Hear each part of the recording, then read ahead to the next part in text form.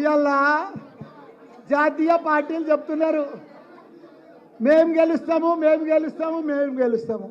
ఎట్లా గెలుస్తారు? బీజేపీ కానీ కాంగ్రెస్ కానీ ఎందుకు గెలుస్తారు? మా కేతక్క కుల్లా చెప్పేసింది, ఎవరికి కూడా ఫేస్ వాల్యూ లేదు. ఏ పార్టీ కూడా బీజేపీ కానీ కాంగ్రెస్ కానీ ఓటు అడిగే హక్కు లేదు వాళ్ళకు.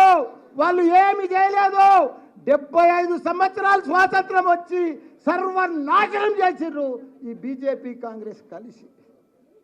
మనం 70 సంవత్సరాల సంది కూడా మనం వాళ్ళు ఏమి చేయలేదు. మనకు సాగునీరు ఇవ్వలేదు, తాగునీరు ఇవ్వలేదు, కరెంట్ ఇవ్వలేదు, ఒక రోడ్లు వేయలేదు, ఒక డెవలప్ చేయలేదు.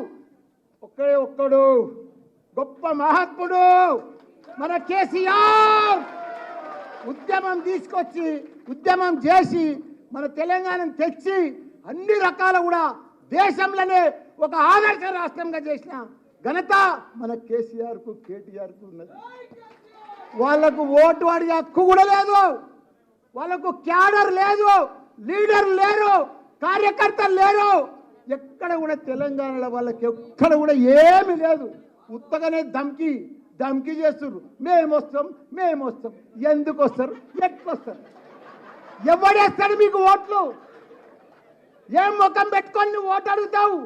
నీకెందుకు వెయ్యాలి ఓటు? ప్రజలను మోసం చేసినందుకు ఆ ఓటేస్తారు. ఇప్పుడు బీజేపీ ప్రభుత్వం ఉంది, ఏమీ చేయలేదు. ఉన్న సిలిండర్ 400 1200 తీసుకుపోయాడు. ధరలు పెంచినందుకు వేయాలా బీజేపీకి? కాంగ్రెస్కి ఎందుకు వేయాలి చెప్పు? వాళ్ళు ఏమి ఉద్ధరించారని 56 ఏళ్ళు పరిపాలించారు, ఏమీ చేయలేదు. వీళ్ళు కూడా ఏమీ చేయరు. కాబట్టి మనకందరికి కూడా అండా దండ, మన పిల్లలకు మంచి భవిష్యత్ అంటే మనకు ఇదంటే మన ఆడబిడ్డలకు కానీ అందరికి కానీ ఇప్పుడు కాంగ్రెస్ వచ్చిన సంది అన్ని బంద్ వస్తున్నాయి. రైతు బీమా బంధు, కేసీఆర్ కిట్టు బంధు, కళ్యాణ లక్ష్మి బంధు, ఇట్లా బంధులు చేసుకుంటూనే పోతున్నారు. కానీ వాళ్ళు ఇచ్చేది ఏమీ లేదు. 6 గ్యారంటీలు అంటున్నారు, ఒక్కదానికి కూడా పసలేదు, కసి లేదల్లా, ఏది లేదు. కాకపోతే వాళ్ళు ఎవ్వరు ఇయ్యరు.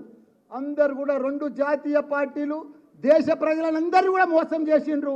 దేశ ప్రజలందరూ కూడా వాళ్ళని తిరస్కరించారు. కాబట్టి మనం తప్పకుండా మన రాష్ట్రం, మన భవిష్యత్తు, మన పిల్లలకు మనం కాపాడుకునే బాధ్యత అవసరం వచ్చింది. కాబట్టి మనం అందరం కూడా గట్టిగా, వాళ్ళు ఏమనుకుంటారు బీజేపీ గెలుస్తుంది కాంగ్రెస్ గెలుస్తుంది అని. ఎట్లా గెలుస్తుంది? అసలు గెలవదు.